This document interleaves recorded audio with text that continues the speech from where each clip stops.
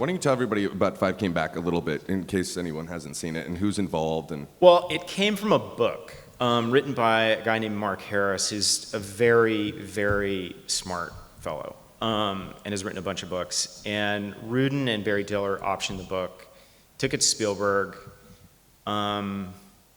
Spielberg selected the director, which was this guy Laurent, who usually does his EPK stuff, who's very talented, lovely guy, and took it to Netflix. And Netflix brought on us and John Batzik from Passion Pictures. So there's like 1 million producers on this thing, as they tend to be on a project like this. And so I had a great time because journey's a really good word for how these things come about, and you're never quite sure what the thing I love about it is you're trying to find vectors into the story, right?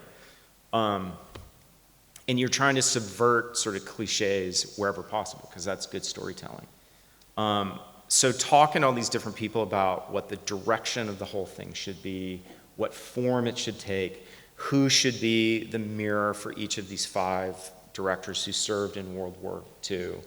And who are the 5 directors again?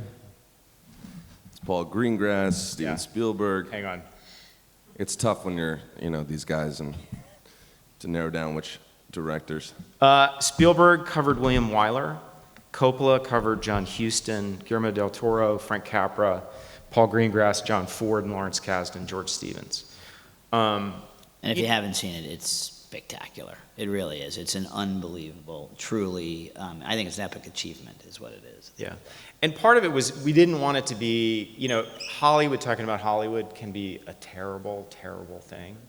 So one of the big things was we didn't want Are you trying to insinuate about this panel? No, not at all. Just making sure. Just trying to keep it genuine, authentic. No, I mean, part of it was to not make it feel self-serving with all these people talking, to try to get to the reality of these different characters, which is tough because, John Huston kind of created his own story after the fact, as a lot of people do. He was a great storyteller. It was interesting. I think the adaptation part of this was very interesting because the process of putting something like this together is you take the book, you really pour over the book, you break the book down. We actually did a sort of impromptu interview of Mark talking about the subject, which became a thread in the first pass of it. And then, of course, you're going through archival material. You're thinking about who should be interviewed about these 5 directors. There's the question of, do you actually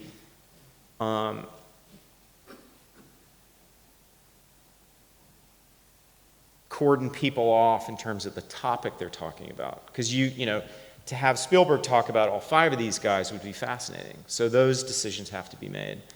Who makes those? It's not, they become self-evident through conversation, I would say. There isn't necessarily, this is sort of a decision-making by consensus and conversation, and I think I love that. I mean, I love this sort of interplay of ideas that happens on that level. That's the part of it that I really get off on, is trying to figure out how can we make this format slightly different. And the thing about what this panel, the people on this panel all do, is those structures can be very different, right? So storytelling can take any form. So it's about restricting those and sort of defining those. Is part of the fun for me. And it is a journey. You don't know how long the thing's is ultimately going to be. It should be 3 hours, 4 hours. But it is a journey to sort of find that.